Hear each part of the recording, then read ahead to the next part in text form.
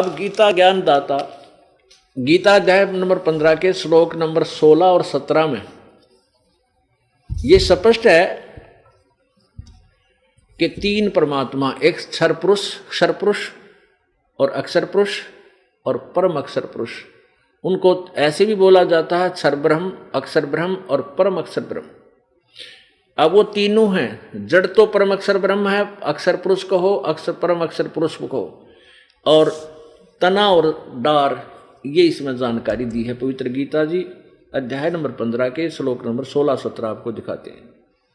देखिएगा श्रीमद् भगवत गीता,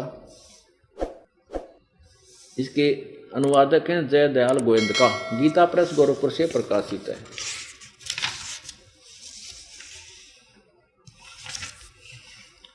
प्रकाशक में मुद्रक हैं गीता प्रेस गोरखपुर, गोविंद भवन कार्यालय कोलकाता का संस्थान। इसके 15वें अध्याय के श्लोक नंबर 16 और 17 में ये देखिएगा, अध्याय 15 का श्लोक नंबर 16।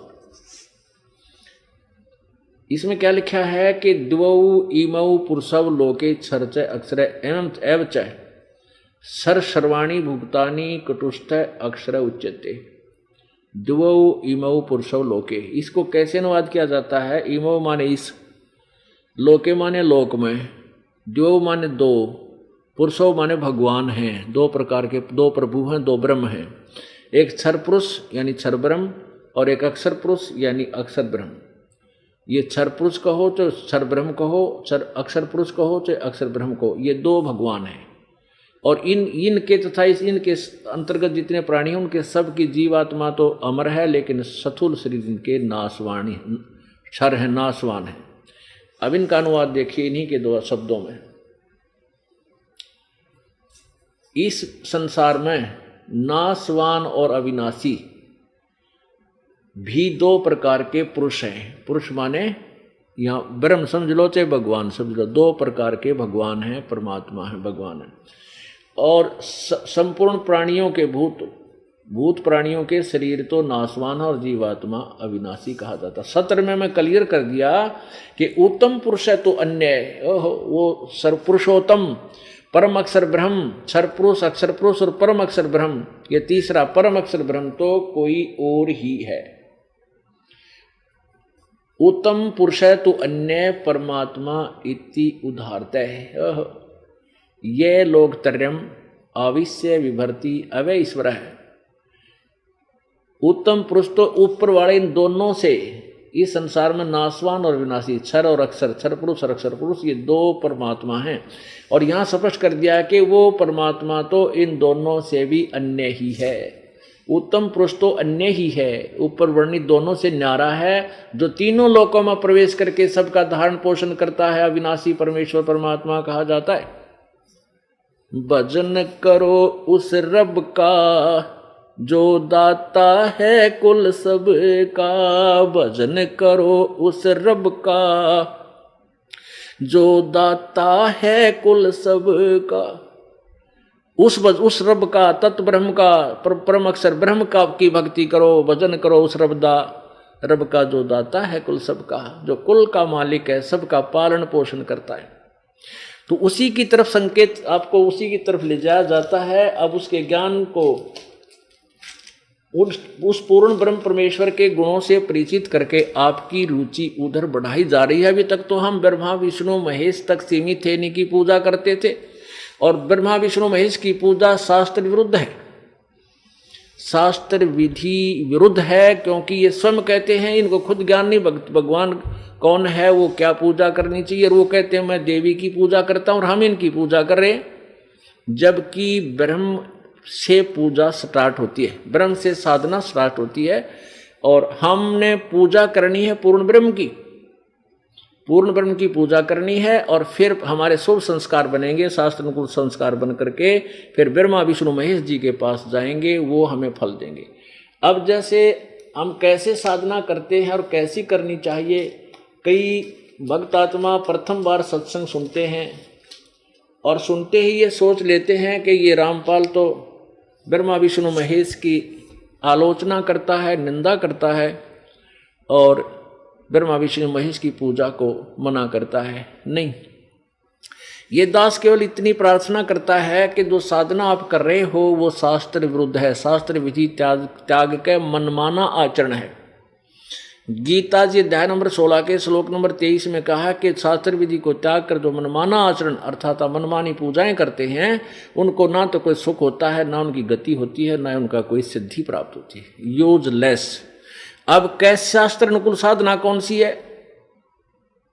गीता जी अध्याय नंबर 18 के श्लोक नंबर 62 में कहा कि अर्जुन तू सर्वभाव से उस परमेश्वर की शरण में जा, उसकी कृपा से तो परम शांति और शाश्वत स्थान को प्राप्त होगा।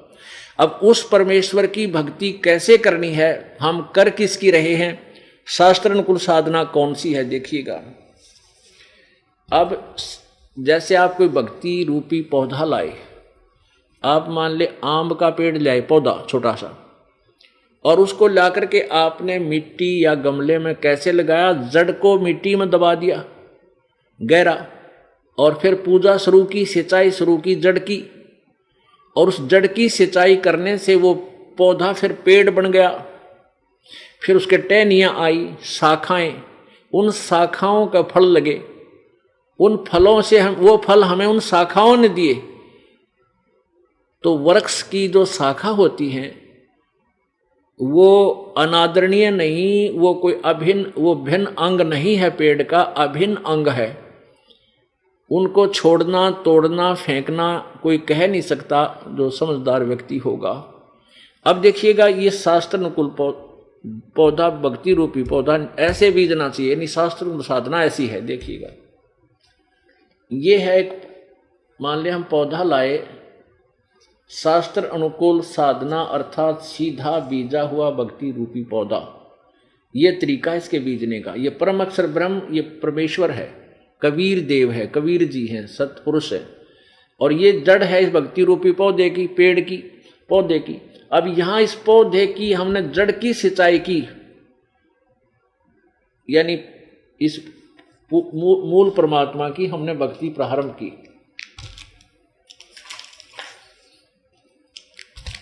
अब दूसरे शब्दों में ये देखिएगा, हमने परम अक्षर ब्रह्म की, हमने परम अक्षर ब्रह्म की पूजा शुरू की, ये, और इस परम अक्षर ब्रह्म से फिर ये पूर्ण ब्रह्म समझो, ये जड़ है, और ये अक्षर ब्रह्म अर्थात अक्षर पुरुष ये तना है। इस जड़ से खुराक, फिर ये जो सिंचाई, ये पूजा, इस पूजा की फल कहाँ, यहाँ से शुरू हुआ और यहाँ गया तना में, फिर ये है डार, मोटी डार, इसको अक्षर ब्रह्म कहो या अक्षर पुरुष कहो, ये निकाल, और इसके ये तीन पुत्र हैं, रजगुण ब्रह्मा, सतगुण विष्णु, तमगुण शिवजी रूपी शाखा हैं। अब ये यहाँ सिंचाई, ये सारी खुराक जड़ से चली और इन तीनों शाखाओं को फल लगे, यानी बड़ा हुआ पेड़ और फिर फल लगेंगे इन ब्रह्मा विष्णु महेश रूपी शाखाओं को।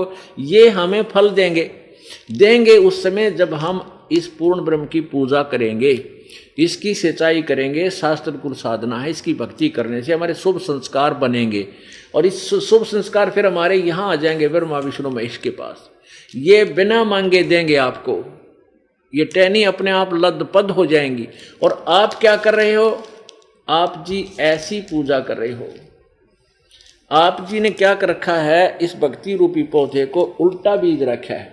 आपने क्या किया है, ब्रह्मा विष्णु महेश रूपी शाखाओं को तो जमीन में गाड़ दिया, मिट्टी में, और इनकी पूजा शुरू कर दी, और इस जड़ को छोड़ दिया जिसकी पूजा। ये शास्त्र विरुद्ध साधना है, ये शास्त्र विधि त्याग का ये मनमाना आचरण है जो आपको कोई लाभ नहीं दे सकता। ये साधना आप जी कर रहे हैं, ये समझ लीजिए।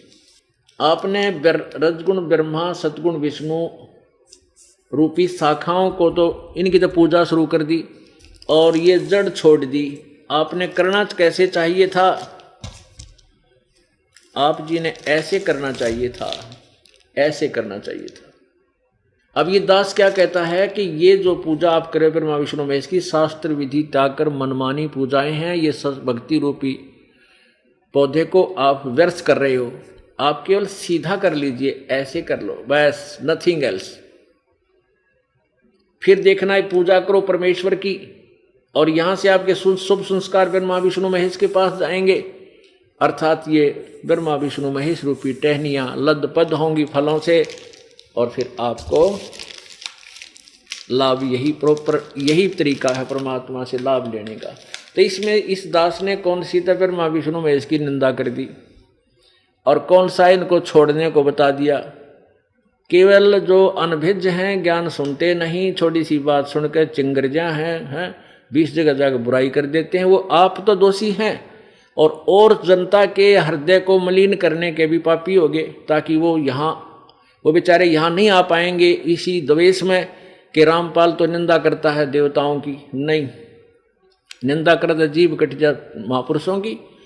हम जिसकी जितनी पावर है, जिसकी जितनी सचिति है, वो ज्यों की तो उन्हीं की हिस्ट्री से, उन्हीं की जीवनी से पढ़कर सुना रहा है, दिखा रहा है, और कुछ अपनी तरफ से मिला नहीं रहा। और इसको जो निंदा कहता है वो कितना बुद्धिमान होगा आप समझ लेना।